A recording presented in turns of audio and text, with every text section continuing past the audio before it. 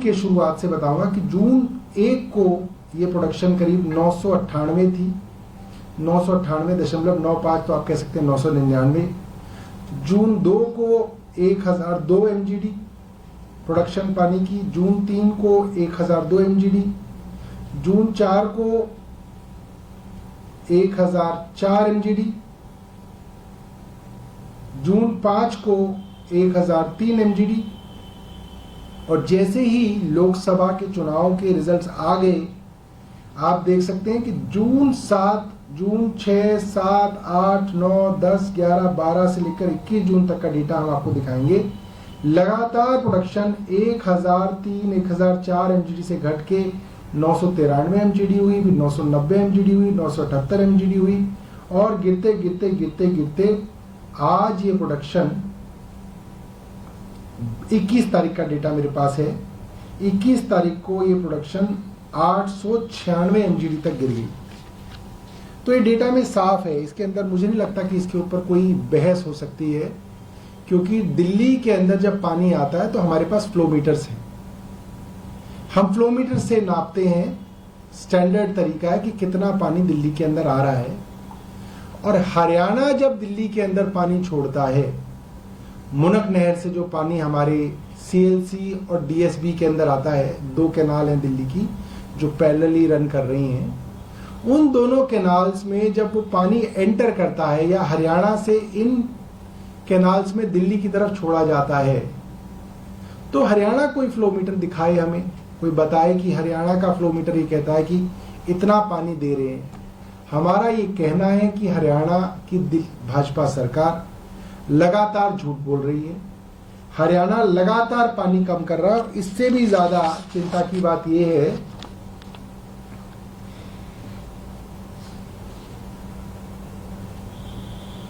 कि अभी तक जब आतिशी अनशन पे बैठी, उस दौरान तक तो 100 MGD की कमी पानी की प्रोडक्शन के अंदर थी, मगर उनके अनशन को के बैठने के बाद करीब 17 MGD पानी और हरियाणा ने कम कर दिया। ये मैं आपको 21 जून के डाटा के हिसाब से बता रहा हूं।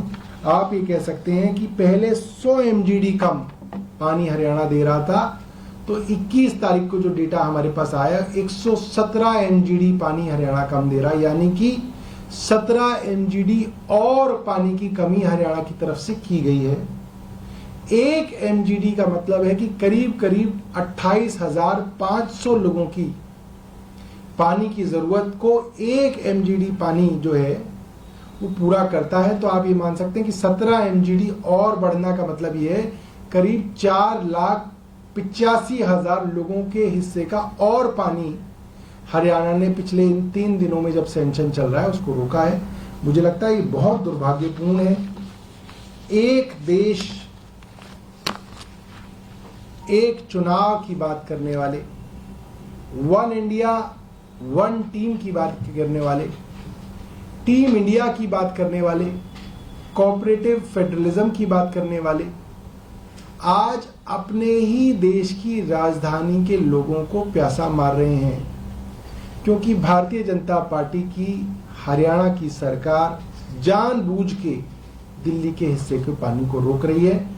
और इसके अंदर आप देख सकते हैं कि इतनी बार चिट्ठी लिखने के बावजूद, प्रेस वार्ता करने के बावजूद इसके अंदर प्रधानमंत्री बिल्कुल चुप हैं। उनको लग ही नहीं रहा कि कोई दिल्ली के अंदर संकट चल रहा है, क्योंकि क्या बोल सकती, क्योंकि उनके पास बोलने के लिए कुछ नहीं रहा। और ये सिचुएशन है, इसके बारे में हम चाहते थे कि आपको, मीडिया को और आपके जरिए जो है दिल्ली वासियों को हम इसके बारे में बताएं। आपके पास कुछ प्रश्न हैं तो आप पूछ सकते हैं। आज एलजी से मुलाकात है आप लोग को पानी के मुद्दे पे, कल भाजपा के सांसदों से मुलाकात की है, आप लोग को 12 बजे का समय मिला है एलजी हाउस की तरफ से शायद। देखिए, मैंने तो एलजी साहब को बार बार ये बात कही है। मैं और आतिशी कुछ दिनों पहले एलजी साहब से मिलने गए। एलजी साहब ने 3 कैमरे लगा रखे थे, एक यहाँ, एक यहाँ, एक यहाँ, ट्राइपॉड लगा के 3 कैमरे लगे हुए थे, ऐसा नहीं सीसीटीवी लगा हुआ था, ट्राइपॉड के साथ 3 कैमरे लगे हुए थे। और उन्होंने पूरी की पूरी हमारी जो बातचीत हुई उसको उन्होंने वीडियो रिकॉर्ड किया। मैं ये मानता हूं कि अगर वो video recording LG house public कर दें तो पूरे देश को पता चल जाएगा कि दिल्ली वालों के हकों के लिए कौन खड़ा है और दिल्ली वालों के खिलाफ षड्यंत्र कौन कर रहा है, पूरा एक्सपोज हो जाएंगे। और कल जब भारतीय जनता पार्टी के सांसद एलजी साहब से मिले तो मैंने देखा कि उनसे पानी के बारे में चर्चा हुई। जाहिर सी बात है उन्होंने वो वीडियो रिकॉर्डिंग भी की होगी कि उन सांसदों ने क्या बात की। उन सांसदों से एलजी साहब की क्या बात हुई वो भी वो पब्लिक कर दे, सबको पता चल जाएगा। क्या क्या फर्क पड़ता है, हम क्या बोल रहे हैं ये भी पता चल जाएगा, एलजी साहब क्या बोल रहे हैं ये भी पता चल जाएगा, अफसर क्या बोल रहे हैं ये भी पता चल जाएगा, भारतीय जनता पार्टी के सांसद क्या कह रहे हैं ये भी पता चल जाएगा, कौन दिल्ली के खिलाफ षड्यंत्र कर रहा है। मैं चाहूंगा मीडिया के साथी पूछे एलजी साहब से कि इसमें क्या दिक्कत है। भाई ये तो पारदर्शिता है, ये तो ट्रांसपेरेंसी है। दिल्ली के 2 मंत्री आपसे मिलने आए, आपसे 1.25 घंटे हमने डिस्कशन किया, आप बाहर कीजिए ना उसको। डर किस बात का है, क्या छिपाना चाहते हैं आप। पता तो चले कि एक एलजी की 2 मंत्रियों के साथ जो बातचीत होती है पानी के विषय में, उसमें किसका क्या रवैया है वो सामने आना चाहिए। मैं बार बार कह रहा हूं मगर एलजी साहब भाग रहे हैं, एलजी साहब उस वीडियो को रिलीज ही नहीं करना चाह रहे हैं। तो मैं आप मीडिया के साथियों से भी कहूंगा, आप भी एलजी साहब से पूछिए, भारतीय जनता पार्टी के नेताओं से पूछिए कि भाई अगर मीटिंग की वीडियो रिकॉर्डिंग की है तो उसको पब्लिक कर दे, उसमें क्या डर है, डर किस बात का है। सबको पता चलना चाहिए, तो पारदर्शिता क्या मामला है। और एक और मुद्दा है, इससे अलग है, नीट जीडी का जो एग्जाम होना था वो रद्द हो गया है, छात्र इसको लेकर आक्रोश। देखिए मेरे पास कुछ एमबीबीएस डॉक्टर्स के व्हाट्सएप आए, ये अखबार में छप जाता तो बड़ा सरल लगता है कि साहब एग्जाम था कल, एक रात पहले कैंसिल हो गया। मगर ये इतना सरल नहीं है दोस्तों। लोगों ने अपनी फ्लाइट टिकट्स करा रखी थी, लोगों ने अपने होटल बुक करा रखे थे, कई लोग पहले ही एक दिन पहले अपने सेंटर पे पहुंच चुके थे, रेल द्वारा फ्लाइट द्वारा तैयारियां कर रहे थे और अचानक इसको रद्द कर दिया गया। ये बहुत बड़ा ट्रॉमा है और इससे बहुत सारे लोगों का बहुत नुकसान हो रहा है। और इससे एक बात साबित हो गई है कि एनटीए, केंद्र सरकार की जो एजेंसी है एनटीए, और केंद्र सरकार के जो शिक्षा मंत्री हैं वो पूरी तरीके से फेल हो गए। भारत की एक ही चीज थी जिसके बारे में पूरे विश्व में चर्चा होती थी। हालांकि प्रधानमंत्री तो उसमें कहेंगे कि मेरी चर्चा होती है, ऐसा नहीं। भारत की पढ़ाई की चर्चा हर जगह है। आज भारत के सॉफ्टवेयर इंजीनियर्स का परचम पूरे सिलिकॉन वैली के अंदर इसलिए लहरा रहा है क्योंकि भारत की कंप्यूटर साइंस की पढ़ाई, इंजीनियरिंग, उसके मायने हैं।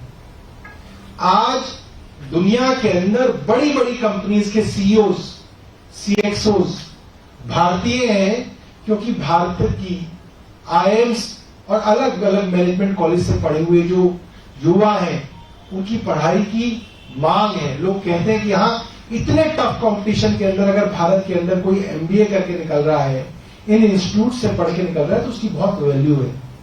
भारत के डॉक्टर्स की आप यूके चले जाइए, यूएस चले जाइए, जितने बड़े बड़े रिसर्च इंस्टीट्यूट हैं, जितने बड़े बड़े हॉस्पिटल्स हैं, उनके अंदर सबसे शानदार काम करने वाले जो प्रोफेशनल्स हैं, सुपर स्पेशलिस्ट हैं, हेड ऑफ द डिपार्टमेंट हैं, आपको हैरानी होगी, सब भारतीय हैं।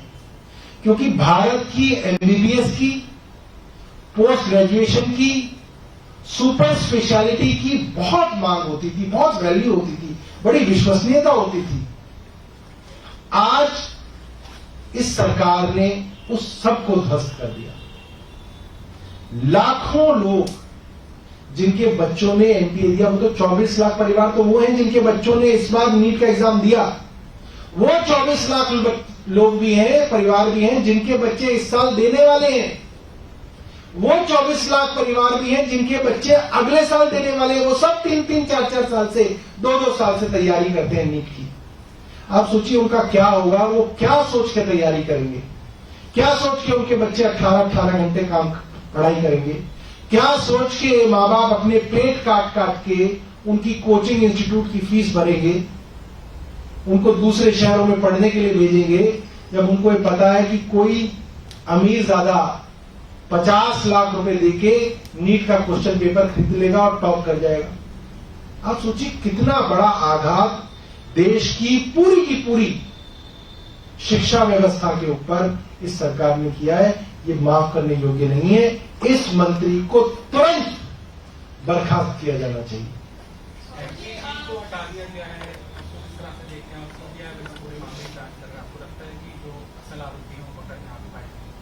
देखिए, सीबीआई पे तो हमें भरोसा नहीं।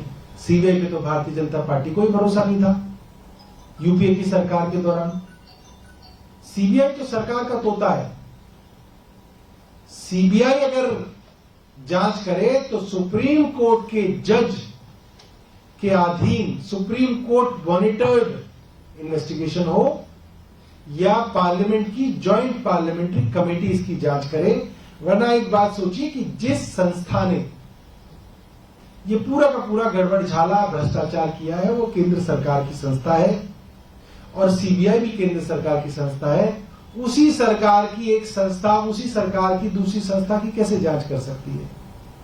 ये तो बेवकूफ बनाने वाली बात है। का बदला जाना आपको लगता है कि लीपापोती हो रही है या फिर असर आपको? ये सिर्फ जो है लीपापोती है, इससे कोई फर्क नहीं पड़ना है। ये सरकार डिफाइंड मोड में थी। पहले तो ये सरकार कहती थी कुछ गड़बड़ हुई नहीं। अब हर राज्य से इनके कच्चे चिट्ठे सामने आ रहे हैं, गवाह सामने आ रहे हैं, सबूत सामने आ रहे हैं कि नीट के एग्जाम से पहले बच्चों के पास क्वेश्चन पेपर था, उनको एक सेफ हाउस में पटना के पास ले जाया गया, वहां पे उनको क्वेश्चन पेपर दिया गया, उनके मोबाइल अलग रखवा लिए गए, उनको एक कार के अंदर एग्जामिनेशन सेंटर ले जाया गया और वापस लाया गया ताकि वो किसी और से बात क्या कर सके, किसी को बता ना सके कि क्वेश्चन पेपर आ गया। तो ये तो बिल्कुल एक ऑर्गेनाइज गिरोह है। और उस सेंटर के अंदर जो बच्चे हैं वो अलग अलग राज्यों के बच्चे हैं। तो अलग अलग राज्य के बच्चों ने एक सेंटर चुना। क्यों चुना? और नीट एग्जाम के एप्लीकेशन फॉर्म भरने के बाद खास तौर पे स्पेशली एक दिन की विंडो खोली गई कि जो छात्र अपने एप्लीकेशन फॉर्म में कुछ बदलाव करना चाहते हैं, भाई क्या बदलाव करना है तुम्हें? एग्जाम तुम्हें देना है, नाम तुम्हारा बदलेगा नहीं, बाप का नाम तुम्हारा नहीं बदलेगा, डेट ऑफ बर्थ तुम्हारी नहीं बदलेगी, क्या बदलना है तुम्हें? आपको सेंटर बदलना है अपना, क्योंकि जिस सेंटर में सेटिंग हुई है उस सेंटर का नाम डालना है। हुई नहीं पाई सेटिंग बंगाल के अंदर, कलकत्ता में बड़ी कोशिश की, सेटिंग नहीं हो पाई, पटना में हो गई एक सेंटर में सेटिंग, तो अब वो वाला सेंटर डालना है। इसके लिए विंडो खोली गई। अब सवाल ये आता है कि केंद्र सरकार ने वो एक दिन की विंडो क्यों खोली, किसके कहने पे खोली? तो सब मिले हुए हैं। इसका मतलब तो पूरी मिली भगत है। तो इसके अंदर बचा क्या है? तो बिल्कुल ओपन एंड शट है। पूरी की पूरी मिली भगत से ये चीटिंग का पूरा स्कैम कराया गया। और ये पहली बार नहीं है। गुजरात के अंदर तो चुनाव का मुद्दा ही है कि हर बार पेपर लीक हो जाता है। मध्य प्रदेश के अंदर पेपर लीक हो जाते हैं, हरियाणा के अंदर पेपर लीक हो जाते हैं। जहां भारतीय जनता पार्टी की सरकार है वहां पेपर लीक होते हैं। ये कोई इत्तेफाक कोई ना है। इन्होंने पूरी की पूरी शिक्षा व्यवस्था को खत्म कर दिया, पूरा बर्बाद कर दिया इन्होंने।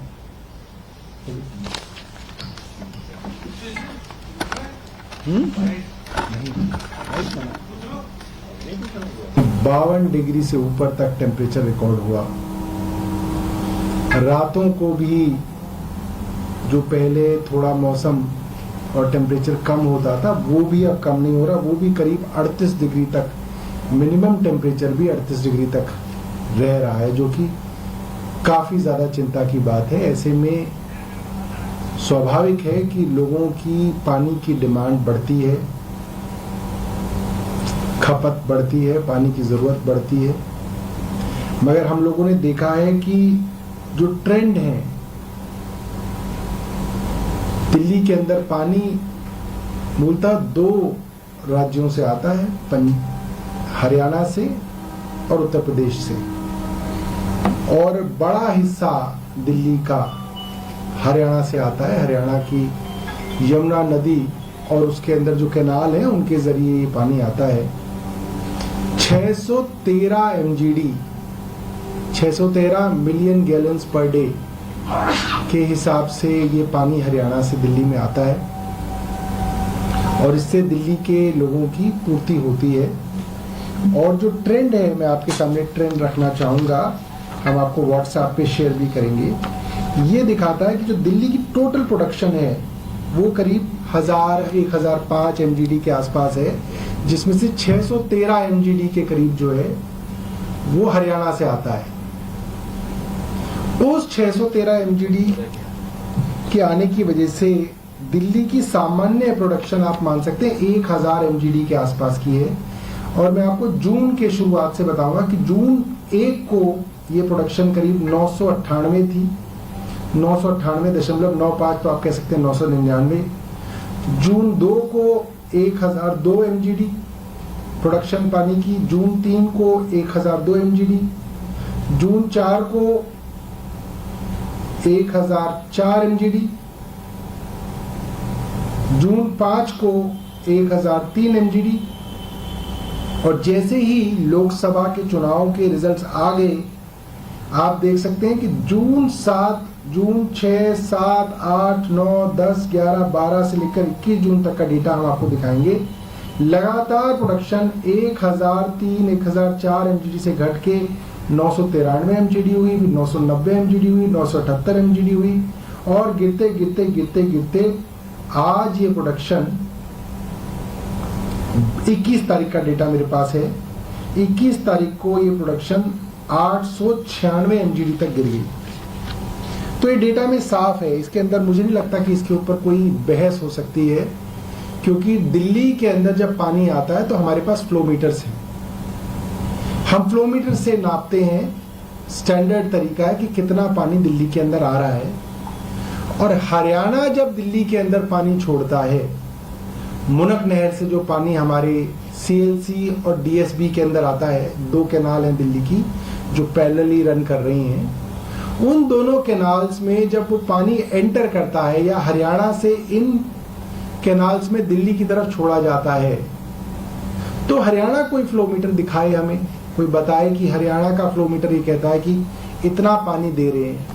हमारा ये कहना है कि हरियाणा की भाजपा सरकार लगातार झूठ बोल रही है।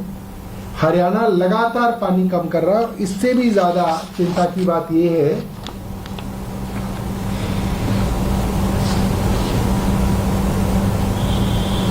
कि अभी तक जब आतिशी अनशन पे बैठी, उस दौरान तक तो 100 MGD की कमी पानी की प्रोडक्शन के अंदर थी, मगर उनके अनशन को के बैठने के बाद करीब 17 MGD पानी और हरियाणा ने कम कर दिया। ये मैं आपको 21 जून के डाटा के हिसाब से बता रहा हूं। आप ये कह सकते हैं कि पहले 100 MGD कम पानी हरियाणा दे रहा था, तो 21 तारीख को जो डेटा हमारे पास आया 117 MGD पानी हरियाणा कम दे रहा, यानी कि 17 MGD और पानी की कमी हरियाणा की तरफ से की गई है।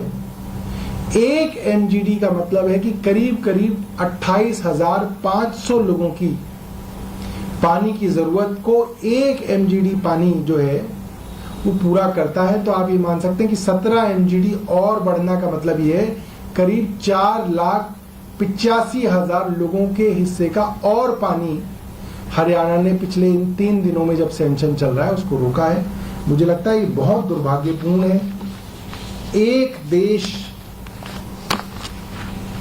एक चुनाव की बात करने वाले, वन इंडिया वन टीम की बात करने वाले, टीम इंडिया की बात करने वाले, कोऑपरेटिव फेडरलिज्म की बात करने वाले, आज अपने ही देश की राजधानी के लोगों को प्यासा मार रहे हैं, क्योंकि भारतीय जनता पार्टी की हरियाणा की सरकार जानबूझ के दिल्ली के हिस्से के पानी को रोक रही है।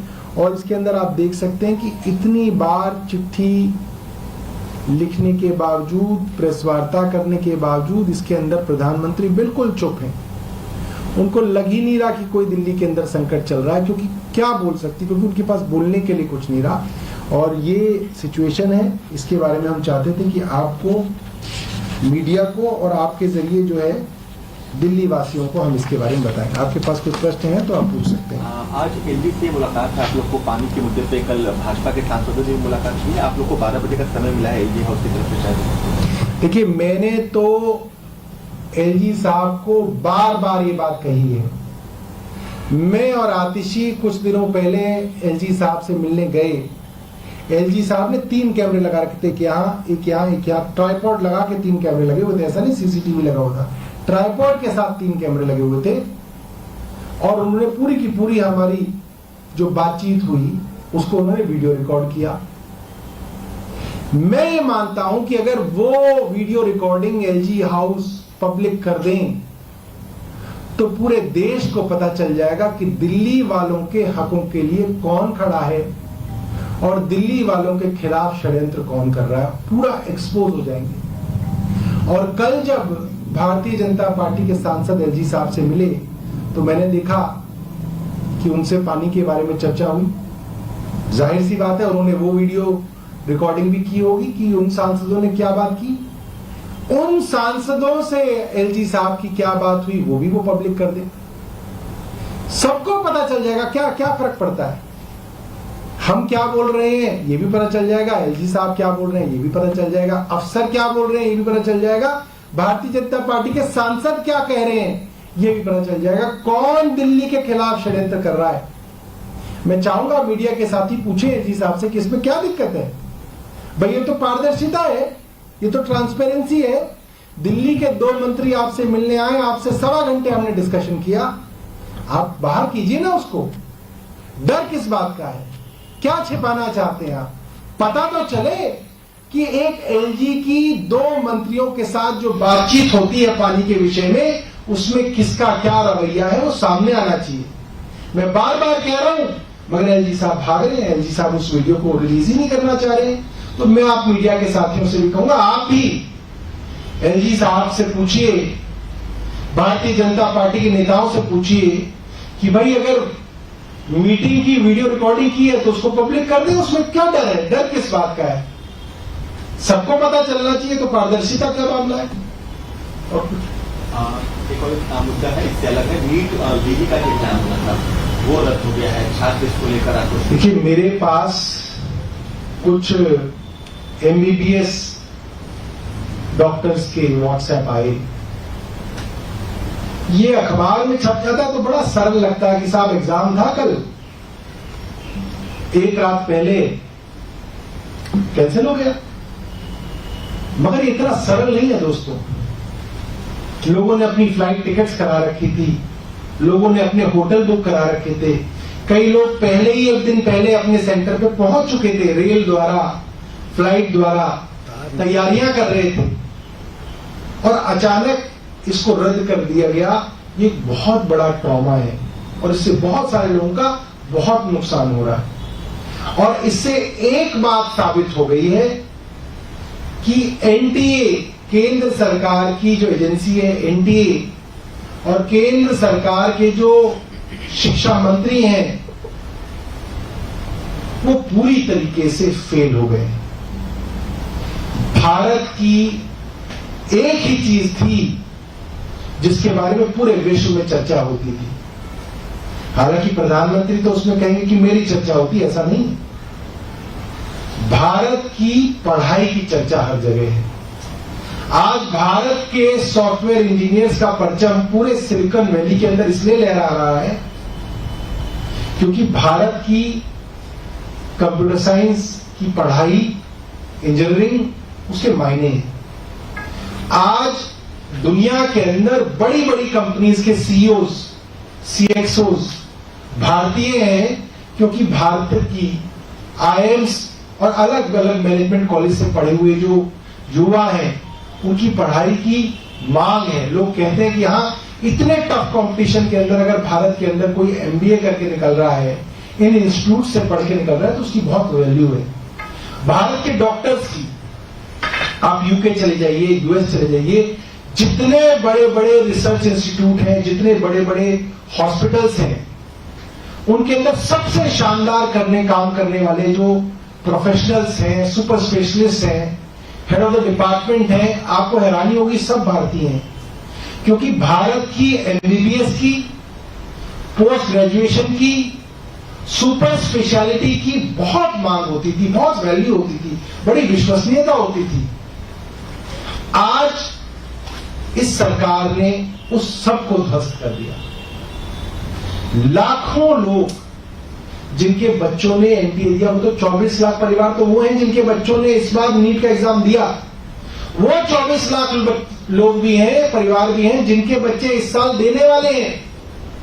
वो 24 लाख परिवार भी हैं जिनके बच्चे अगले साल देने वाले हैं। वो सब 3-3, 4-4 साल से, 2-2 साल से तैयारी करते हैं नीट की। आप सोचिए उनका क्या होगा, वो क्या सोच के तैयारी करेंगे, क्या सोच के उनके बच्चे 18-18 घंटे पढ़ाई करेंगे, क्या सोच के माँ बाप अपने पेट काट काट के उनकी कोचिंग इंस्टीट्यूट की फीस भरेंगे, उनको दूसरे शहरों में पढ़ने के लिए भेजेंगे, जब उनको ये पता है कि कोई अमीर ज्यादा 50 लाख रुपए देके नीट का क्वेश्चन पेपर खरीद लेगा और टॉप कर जाएगा। आप सोचिए कितना बड़ा आघात देश की पूरी शिक्षा व्यवस्था के ऊपर इस सरकार ने किया है। ये माफ करने योग्य नहीं है। इस मंत्री को तुरंत बर्खास्त किया जाना चाहिए। को हटा दिया गया है, इस तरह से देखते हैं सीबीआई पूरे मामले की जांच कर रहा है। आपको लगता है कि जो असल आरोपी हैं वो पकड़ में आ पाए? देखिए, सीबीआई पे तो हमें भरोसा नहीं है। सीबीआई पे तो भारतीय जनता पार्टी को ही भरोसा नहीं था यूपीए की सरकार के दौरान। सीबीआई तो सरकार का तोता है। सीबीआई अगर जांच करे तो सुप्रीम कोर्ट के जज के अधीन सुप्रीम कोर्ट मॉनिटर्ड इन्वेस्टिगेशन हो या पार्लियामेंट की जॉइंट पार्लियामेंट्री कमेटी इसकी जांच करे। वरना एक बात सोचिए कि जिस संस्था ने ये पूरा का पूरा गड़बड़झाला भ्रष्टाचार किया है वो केंद्र सरकार की संस्था है और सीबीआई भी केंद्र सरकार की संस्था है। उसी सरकार की एक संस्था उसी सरकार की दूसरी संस्था की कैसे जांच कर सकती है? ये तो बेवकूफ बनाने वाली बात है। का बदला जाना आपको लगता है कि लीपापोती हो रही है या फिर असर आपको पता है? ये सिर्फ जो है लीपापोती है, इससे कोई फर्क नहीं पड़ना है। ये सरकार डिफाइंड मोड में थी। पहले तो ये सरकार कहती थी कुछ गड़बड़ हुई नहीं। अब हर राज्य से इनके कच्चे चिट्ठे सामने आ रहे हैं, गवाह सामने आ रहे हैं, सबूत सामने आ रहे हैं कि नीट के एग्जाम से पहले बच्चों के पास क्वेश्चन पेपर था, उनको एक सेफ हाउस में पटना के पास ले जाया गया, वहां पे उनको क्वेश्चन पेपर दिया गया, उनके मोबाइल अलग रखवा लिए गए, उनको एक कार के अंदर एग्जामिनेशन सेंटर ले जाया गया और वापस लाया गया ताकि वो किसी और से बात क्या कर सके, किसी को बता ना सके क्वेश्चन पेपर आ गया। तो ये तो बिल्कुल एक ऑर्गेनाइज गिरोह है। और उस सेंटर के अंदर जो बच्चे हैं वो अलग अलग राज्यों के बच्चे हैं। तो अलग अलग राज्य के बच्चों ने एक सेंटर चुना। क्यों चुना? और नीट एग्जाम के एप्लीकेशन फॉर्म भरने के बाद खास तौर पे स्पेशली एक दिन की विंडो खोली गई कि जो छात्र अपने एप्लीकेशन फॉर्म में कुछ बदलाव करना चाहते हैं, भाई क्या बदलाव करना है तुम्हें? एग्जाम तुम्हें देना है, नाम तुम्हारा बदलेगा नहीं, बाप का नाम तुम्हारा नहीं बदलेगा, डेट ऑफ बर्थ तुम्हारी नहीं बदलेगी, क्या बदलना है तुम्हें? आपको सेंटर बदलना है अपना, क्योंकि जिस सेंटर में सेटिंग हुई है उस सेंटर का नाम डालना है। हो ही नहीं पाई सेटिंग बंगाल के अंदर, कलकत्ता में बड़ी कोशिश की, सेटिंग नहीं हो पाई, पटना में हो गई एक सेंटर में सेटिंग, तो अब वो वाला सेंटर डालना है, इसके लिए विंडो खोली गई। अब सवाल ये आता है कि केंद्र सरकार ने वो एक दिन की विंडो क्यों खोली, किसके कहने पे खोली? तो सब मिले हुए हैं। इसका मतलब तो पूरी मिली भगत है। तो इसके अंदर बचा क्या है? तो बिल्कुल ओपन एंड शट है। पूरी की पूरी मिली भगत से ये चीटिंग का पूरा स्कैम कराया गया। और ये पहली बार नहीं है। गुजरात के अंदर तो चुनाव का मुद्दा ही है कि हर बार पेपर लीक हो जाता है। मध्य प्रदेश के अंदर पेपर लीक हो जाते हैं, हरियाणा के अंदर पेपर लीक हो जाते हैं। जहां भारतीय जनता पार्टी की सरकार है वहां पेपर लीक होते हैं। ये कोई इत्तेफाक कोई ना है। इन्होंने पूरी की पूरी शिक्षा व्यवस्था को खत्म कर दिया, पूरा बर्बाद कर दिया इन्होंने।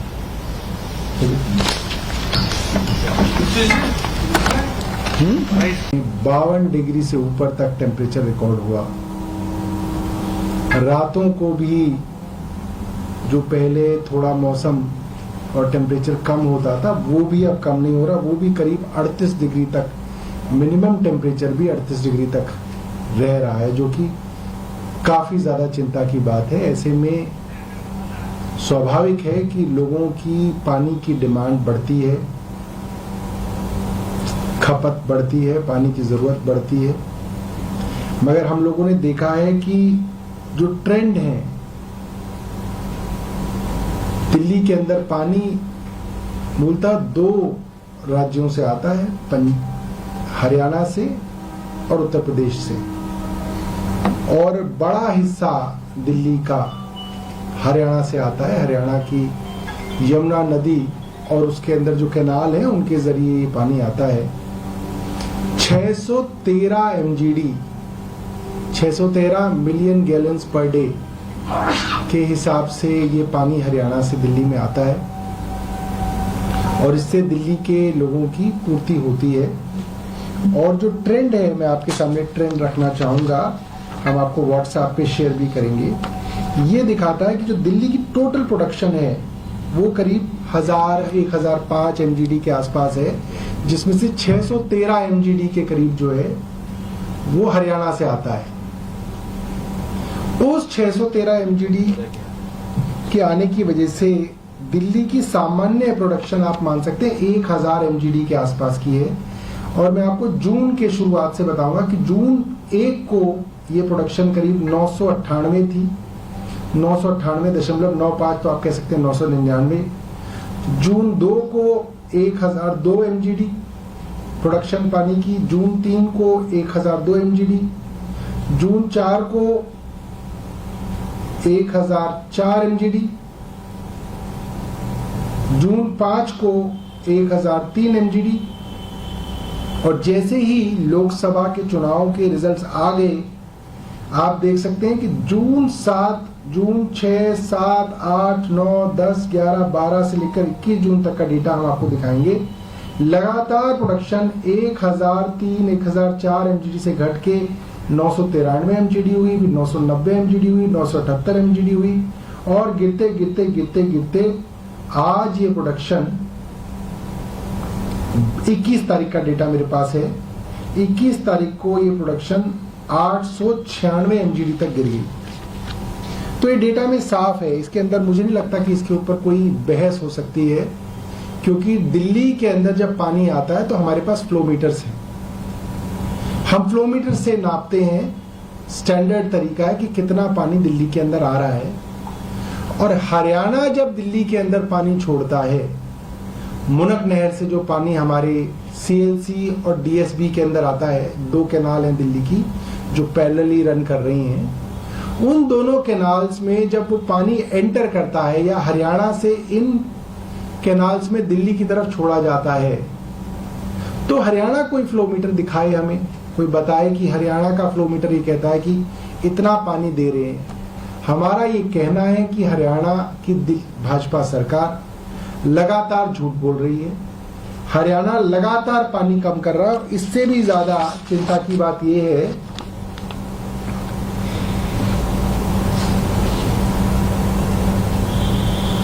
कि अभी तक जब आतिशी अनशन पे बैठी, उस दौरान तक तो 100 एमजीडी की कमी पानी की प्रोडक्शन के अंदर थी, मगर उनके अनशन को के बैठने के बाद करीब 17 एमजीडी पानी और हरियाणा ने कम कर दिया। ये मैं आपको 21 जून के डाटा के हिसाब से बता रहा हूं।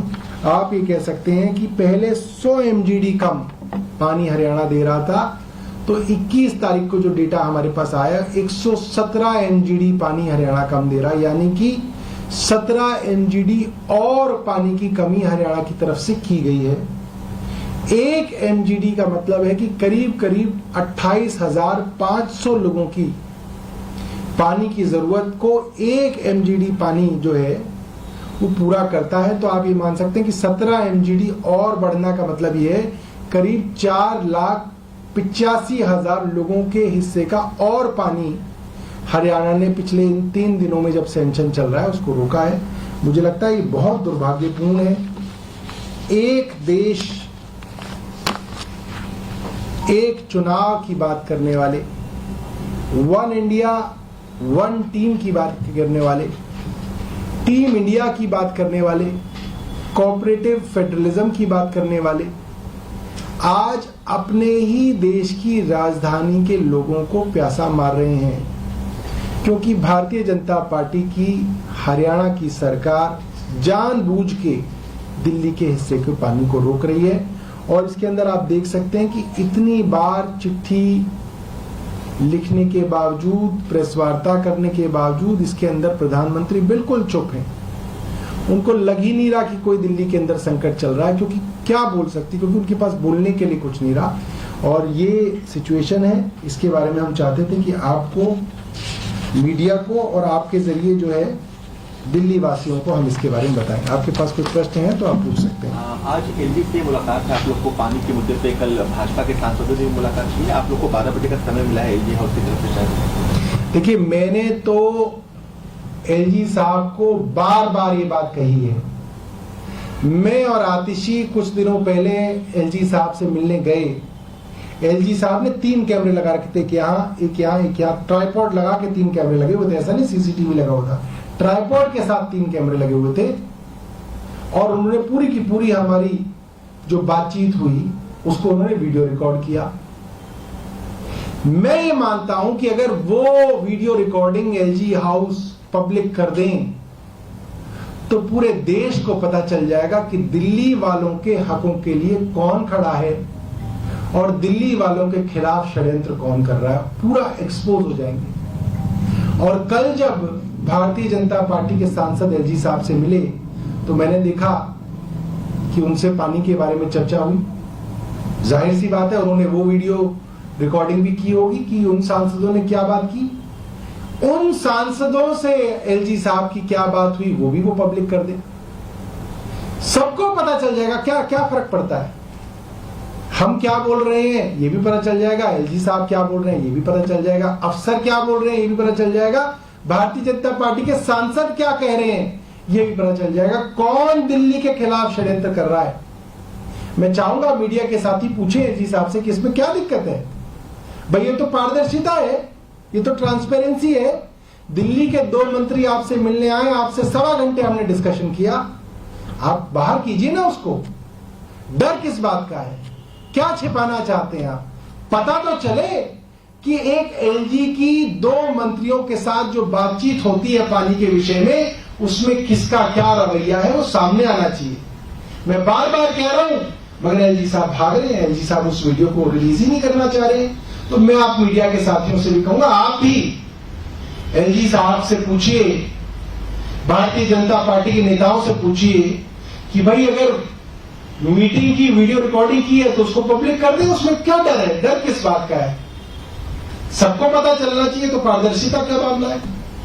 और एक और मुद्दा है, इससे अलग है, नीट जीडी का एग्जाम होना था वो रद्द हो गया है, छात्र इसको लेकर आपको। देखिए, मेरे पास कुछ MBBS डॉक्टर्स के व्हाट्सएप आए,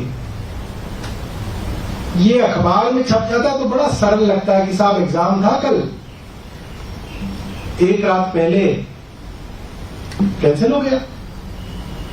मगर इतना सरल नहीं है दोस्तों। लोगों ने अपनी फ्लाइट टिकट्स करा रखी थी, लोगों ने अपने होटल बुक करा रखे थे, कई लोग पहले ही 1 दिन पहले अपने सेंटर पे पहुंच चुके थे, रेल द्वारा, फ्लाइट द्वारा तैयारियां कर रहे थे, और अचानक इसको रद्द कर दिया गया। ये बहुत बड़ा ट्रॉमा है और इससे बहुत सारे लोगों का बहुत नुकसान हो रहा है। और इससे एक बात साबित हो गई है कि एनटीए, केंद्र सरकार की जो एजेंसी है एनटीए, और केंद्र सरकार के जो शिक्षा मंत्री हैं वो पूरी तरीके से फेल हो गए। भारत की एक ही चीज थी जिसके बारे में पूरे विश्व में चर्चा होती थी। हालांकि प्रधानमंत्री तो उसमें कहेंगे कि मेरी चर्चा होती है, ऐसा नहीं है। भारत की पढ़ाई की चर्चा हर जगह है। आज भारत के सॉफ्टवेयर इंजीनियर्स का परचम पूरे सिलिकॉन वैली के अंदर इसलिए लहरा रहा है क्योंकि भारत की कंप्यूटर साइंस की पढ़ाई, इंजीनियरिंग, उसके मायने हैं। आज दुनिया के अंदर बड़ी बड़ी कंपनीज के सीईओज, सीएक्सओज भारतीय हैं क्योंकि भारत की आईआईएम्स और अलग अलग मैनेजमेंट कॉलेज से पढ़े हुए जो युवा हैं उनकी पढ़ाई की मांग है। लोग कहते हैं कि हाँ, इतने टफ कंपटीशन के अंदर अगर भारत के अंदर कोई एमबीए करके निकल रहा है, इन इंस्टीट्यूट से पढ़ के निकल रहा है, तो उसकी बहुत वैल्यू है। भारत के डॉक्टर्स की आप यूके चले जाइए, यूएस चले जाइए, जितने बड़े बड़े रिसर्च इंस्टीट्यूट हैं, जितने बड़े बड़े हॉस्पिटल्स हैं, उनके अंदर सबसे शानदार काम करने वाले जो प्रोफेशनल्स हैं, सुपर स्पेशलिस्ट हैं, हेड ऑफ द डिपार्टमेंट हैं, आपको हैरानी होगी, सब भारतीय हैं। क्योंकि भारत की एमबीबीएस की, पोस्ट ग्रेजुएशन की, सुपर स्पेशलिटी की बहुत मांग होती थी, बहुत वैल्यू होती थी, बड़ी विश्वसनीयता होती थी। आज इस सरकार ने उस सब को ध्वस्त कर दिया। लाखों लोग जिनके बच्चों ने एनटीए दिया, वो तो 24 लाख परिवार तो वो हैं जिनके बच्चों ने इस बार नीट का एग्जाम दिया। वो 24 लाख लोग भी हैं, परिवार भी हैं जिनके बच्चे इस साल देने वाले हैं। वो 24 लाख परिवार भी हैं जिनके बच्चे अगले साल देने वाले हैं। वो सब 3-3, 4-4 साल से, 2-2 साल से तैयारी करते हैं नीट की। आप सोचिए उनका क्या होगा, वो क्या सोच के तैयारी करेंगे, क्या सोच के उनके बच्चे 18-18 घंटे काम पढ़ाई करेंगे, क्या सोच के माँ बाप अपने पेट काट काट के उनकी कोचिंग इंस्टीट्यूट की फीस भरेंगे, उनको दूसरे शहरों में पढ़ने के लिए भेजेंगे, जब उनको ये पता है कि कोई अमीर ज्यादा 50 लाख रुपए देके नीट का क्वेश्चन पेपर खरीद लेगा और टॉप कर जाएगा। आप सोचिए कितना बड़ा आघात देश की पूरी शिक्षा व्यवस्था के ऊपर इस सरकार ने किया है। ये माफ करने योग्य नहीं है। इस मंत्री को तुरंत बर्खास्त किया जाना चाहिए। आपको हटा दिया गया है, उसको किस तरह से देखते हैं? सीबीआई पूरे मामले की जांच कर रहा है, आपको लगता है कि जो असल आरोपी हैं वो पकड़ में आ पाए? देखिए, सीबीआई पे तो हमें भरोसा नहीं। सीबीआई पे तो भारतीय जनता पार्टी को ही भरोसा नहीं था यूपीए की सरकार के दौरान। सीबीआई तो सरकार का तोता है। सीबीआई अगर जांच करे तो सुप्रीम कोर्ट के जज के अधीन सुप्रीम कोर्ट मॉनिटर्ड इन्वेस्टिगेशन हो या पार्लियामेंट की जॉइंट पार्लियामेंट्री कमेटी इसकी जांच करे। वरना एक बात सोचिए कि जिस संस्था ने ये पूरा का पूरा गड़बड़झाला भ्रष्टाचार किया है वो केंद्र सरकार की संस्था है और सीबीआई भी केंद्र सरकार की संस्था है।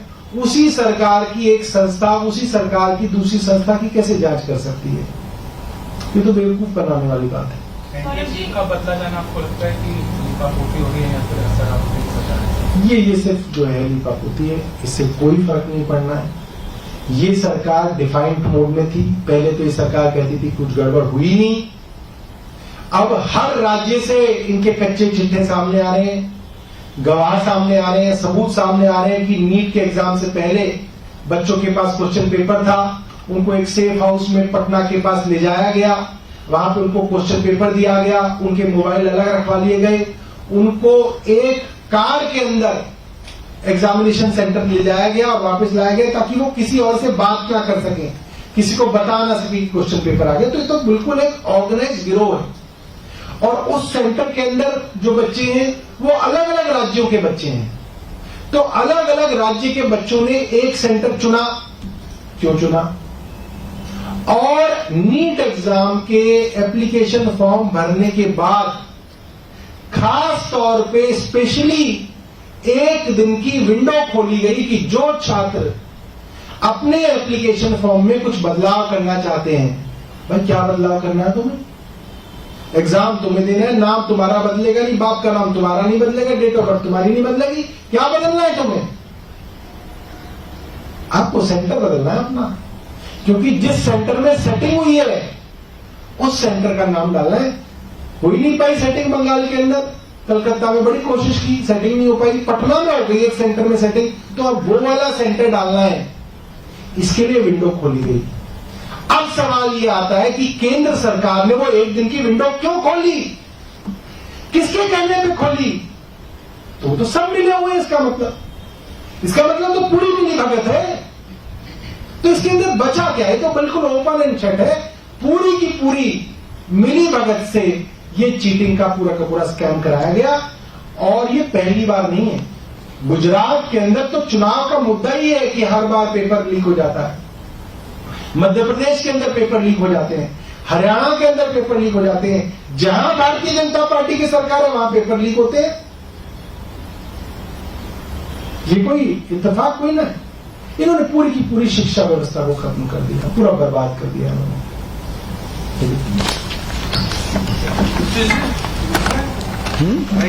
52 डिग्री से ऊपर तक टेम्परेचर रिकॉर्ड हुआ। रातों को भी जो पहले थोड़ा मौसम और टेम्परेचर कम होता था वो भी अब कम नहीं हो रहा, वो भी करीब 38 डिग्री तक, मिनिमम टेम्परेचर भी 38 डिग्री तक रह रहा है, जो कि काफी ज्यादा चिंता की बात है। ऐसे में स्वाभाविक है कि लोगों की पानी की डिमांड बढ़ती है, खपत बढ़ती है, पानी की जरूरत बढ़ती है। मगर हम लोगों ने देखा है कि जो ट्रेंड है, दिल्ली के अंदर पानी मूलतः 2 राज्यों से आता है, हरियाणा से और उत्तर प्रदेश से, और बड़ा हिस्सा दिल्ली का हरियाणा से आता है। हरियाणा की यमुना नदी और उसके अंदर जो कैनाल है उनके जरिए ये पानी आता है। 613 MGD, 613 million gallons per day के हिसाब से ये पानी हरियाणा से दिल्ली में आता है और इससे दिल्ली के लोगों की पूर्ति होती है। और जो ट्रेंड है, मैं आपके सामने ट्रेंड रखना चाहूंगा, हम आपको व्हाट्सएप पे शेयर भी करेंगे। ये दिखाता है कि जो दिल्ली की टोटल प्रोडक्शन है वो करीब 1005 MGD के आसपास है, जिसमें से 613 MGD के करीब जो है वो हरियाणा से आता है। उस 613 MGD के आने की वजह से दिल्ली की सामान्य प्रोडक्शन आप मान सकते हैं 1000 MGD के आसपास की है। और मैं आपको जून के शुरुआत से बताऊंगा कि जून 1 को ये प्रोडक्शन करीब 998 थी, 998.95, तो आप कह सकते हैं 999। जून 2 को 1002 MGD प्रोडक्शन पानी की, जून 3 को 1002 MGD, जून 4 को 1004 MGD, जून 5 को 1003 MGD। और जैसे ही लोकसभा के चुनाव के रिजल्ट्स आ गए, आप देख सकते हैं कि जून 7, जून 6, 7, 8, 9, 10, 11, 12 से लेकर 21 जून तक का डेटा हम आपको दिखाएंगे। लगातार प्रोडक्शन 1003, 1004 MGD से घट के 993 MGD हुई, फिर 990 MGD हुई, 978 MGD हुई, और गिरते गिरते गिरते गिरते आज ये प्रोडक्शन 21 तारीख का डेटा मेरे पास है। 21 तारीख को ये प्रोडक्शन 896 MGD तक गिर गई। तो ये डेटा में साफ है, इसके अंदर मुझे नहीं लगता कि इसके ऊपर कोई बहस हो सकती है, क्योंकि दिल्ली के अंदर जब पानी आता है तो हमारे पास फ्लोमीटर्स हैं, हम फ्लोमीटर से नापते हैं। स्टैंडर्ड तरीका है कि कितना पानी दिल्ली के अंदर आ रहा है। और हरियाणा जब दिल्ली के अंदर पानी छोड़ता है, मुनक नहर से जो पानी हमारे CLC और DSB के अंदर आता है, 2 कैनाल हैं दिल्ली की जो पैरेलली रन कर रही हैं, उन दोनों कैनाल्स में जब वो पानी एंटर करता है या हरियाणा से इन कैनाल्स में दिल्ली की तरफ छोड़ा जाता है, तो हरियाणा कोई फ्लोमीटर दिखाए हमें, कोई बताए कि हरियाणा का फ्लोमीटर ये कहता है कि इतना पानी दे रहे हैं। हमारा ये कहना है कि हरियाणा की भाजपा सरकार लगातार झूठ बोल रही है, हरियाणा लगातार पानी कम कर रहा है। इससे भी ज्यादा चिंता की बात यह है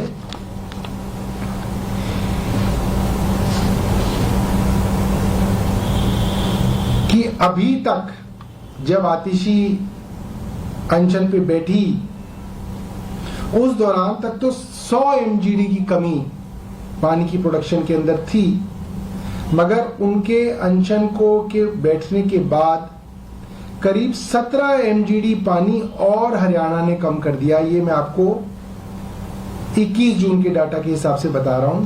आप ये कह सकते हैं कि पहले 100 MGD कम पानी हरियाणा दे रहा था, तो 21 तारीख को जो डेटा हमारे पास आया 117 MGD पानी हरियाणा कम दे रहा, यानी कि 17 MGD और पानी की कमी हरियाणा की तरफ से की गई है।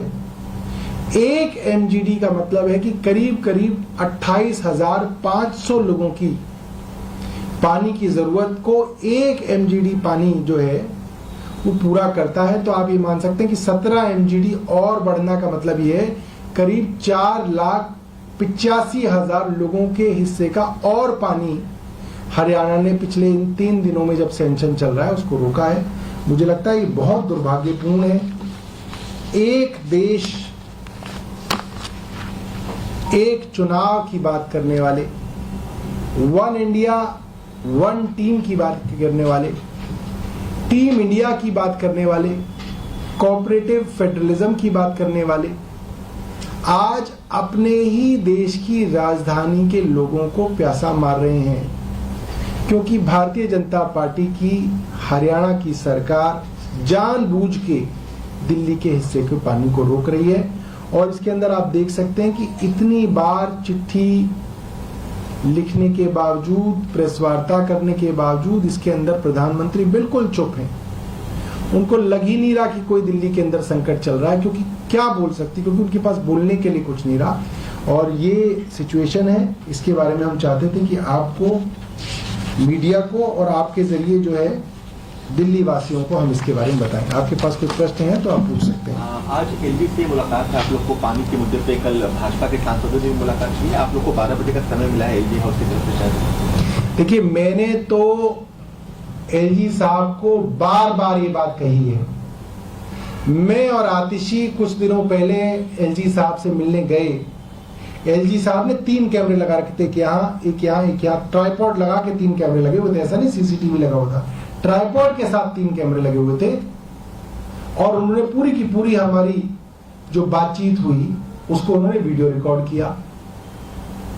मैं ये मानता हूं कि अगर वो video recording LG house public कर दें तो पूरे देश को पता चल जाएगा कि दिल्ली वालों के हकों के लिए कौन खड़ा है और दिल्ली वालों के खिलाफ षड्यंत्र कौन कर रहा है, पूरा एक्सपोज हो जाएंगे। और कल जब भारतीय जनता पार्टी के सांसद एलजी साहब से मिले तो मैंने देखा कि उनसे पानी के बारे में चर्चा हुई। जाहिर सी बात है उन्होंने वो वीडियो रिकॉर्डिंग भी की होगी कि उन सांसदों ने क्या बात की। उन सांसदों से एलजी साहब की क्या बात हुई वो भी वो पब्लिक कर दे, सबको पता चल जाएगा। क्या क्या फर्क पड़ता है, हम क्या बोल रहे हैं ये भी पता चल जाएगा, एलजी साहब क्या बोल रहे हैं ये भी पता चल जाएगा, अफसर क्या बोल रहे हैं ये भी पता चल जाएगा, भारतीय जनता पार्टी के सांसद क्या कह रहे हैं ये भी पता चल जाएगा, कौन दिल्ली के खिलाफ षड्यंत्र कर रहा है। मैं चाहूंगा मीडिया के साथी पूछे एलजी साहब से कि इसमें क्या दिक्कत है। भाई ये तो पारदर्शिता है, ये तो ट्रांसपेरेंसी है। दिल्ली के 2 मंत्री आपसे मिलने आए, आपसे 1.25 घंटे हमने डिस्कशन किया, आप बाहर कीजिए ना उसको। डर किस बात का है, क्या छिपाना चाहते हैं आप। पता तो चले कि एक एलजी की 2 मंत्रियों के साथ जो बातचीत होती है पानी के विषय में, उसमें किसका क्या रवैया है वो सामने आना चाहिए। मैं बार बार कह रहा हूं, मगर एलजी साहब भाग रहे हैं, एलजी साहब उस वीडियो को रिलीज ही नहीं करना चाह रहे। तो मैं आप मीडिया के साथियों से भी कहूंगा, आप भी एलजी साहब से पूछिए, भारतीय जनता पार्टी के नेताओं से पूछिए कि भाई अगर मीटिंग की वीडियो रिकॉर्डिंग की है तो उसको पब्लिक कर दे, उसमें क्या डर है, डर किस बात का है। सबको पता चलना चाहिए, तो पारदर्शिता का मामला है। और एक और मुद्दा है, इससे अलग है, नीट यूजी का एग्जाम होना था वो रद्द हो गया है, छात्र इसको लेकर आक्रोश। देखिए, मेरे पास कुछ एमबीबीएस डॉक्टर्स के व्हाट्सएप आए, ये अखबार में छप जाता तो बड़ा सरल लगता है कि साहब एग्जाम था कल, एक रात पहले कैंसिल हो गया। मगर इतना सरल नहीं है दोस्तों। लोगों ने अपनी फ्लाइट टिकट्स करा रखी थी, लोगों ने अपने होटल बुक करा रखे थे, कई लोग पहले ही एक दिन पहले अपने सेंटर पे पहुंच चुके थे, रेल द्वारा, फ्लाइट द्वारा तैयारियां कर रहे थे, और अचानक इसको रद्द कर दिया गया। ये बहुत बड़ा ट्रॉमा है और इससे बहुत सारे लोगों का बहुत नुकसान हो रहा है। और इससे एक बात साबित हो गई है कि एनटीए, केंद्र सरकार की जो एजेंसी है एनटीए, और केंद्र सरकार के जो शिक्षा मंत्री हैं, वो पूरी तरीके से फेल हो गए। भारत की एक ही चीज थी जिसके बारे में पूरे विश्व में चर्चा होती थी। हालांकि प्रधानमंत्री तो उसमें कहेंगे कि मेरी चर्चा होती, ऐसा नहीं है। भारत की पढ़ाई की चर्चा हर जगह है। आज भारत के सॉफ्टवेयर इंजीनियर्स का परचम पूरे सिलिकॉन वैली के अंदर इसलिए लहरा रहा है क्योंकि भारत की कंप्यूटर साइंस की पढ़ाई, इंजीनियरिंग, उसके मायने हैं। आज दुनिया के अंदर बड़ी बड़ी कंपनीज के सीईओज, सीएक्सओज भारतीय हैं, क्योंकि भारत की आईआईएम्स और अलग अलग मैनेजमेंट कॉलेज से पढ़े हुए जो युवा हैं, उनकी पढ़ाई की मांग है। लोग कहते हैं कि हाँ, इतने टफ कंपटीशन के अंदर अगर भारत के अंदर कोई एमबीए करके निकल रहा है, इन इंस्टीट्यूट से पढ़ के निकल रहा है, तो उसकी बहुत वैल्यू है। भारत के डॉक्टर्स की, आप यूके चले जाइए, यूएस चले जाइए, जितने बड़े बड़े रिसर्च इंस्टीट्यूट हैं, जितने बड़े बड़े हॉस्पिटल्स हैं, उनके अंदर सबसे शानदार काम करने वाले जो प्रोफेशनल्स हैं, सुपर स्पेशलिस्ट हैं, हेड ऑफ द डिपार्टमेंट हैं, आपको हैरानी होगी, सब भारतीय हैं। क्योंकि भारत की एमबीबीएस की, पोस्ट ग्रेजुएशन की, सुपर स्पेशलिटी की बहुत मांग होती थी, बहुत वैल्यू होती थी, बड़ी विश्वसनीयता होती थी। आज इस सरकार ने उस सब को ध्वस्त कर दिया। लाखों लोग जिनके बच्चों ने एनटीए दिया, वो तो 24 लाख परिवार तो वो हैं जिनके बच्चों ने इस बार नीट का एग्जाम दिया। वो 24 लाख लोग भी हैं, परिवार भी हैं, जिनके बच्चे इस साल देने वाले हैं। वो 24 लाख परिवार भी हैं जिनके बच्चे अगले साल देने वाले हैं। वो सब 3-3, 4-4 साल से, 2-2 साल से तैयारी करते हैं नीट की। आप सोचिए उनका क्या होगा। वो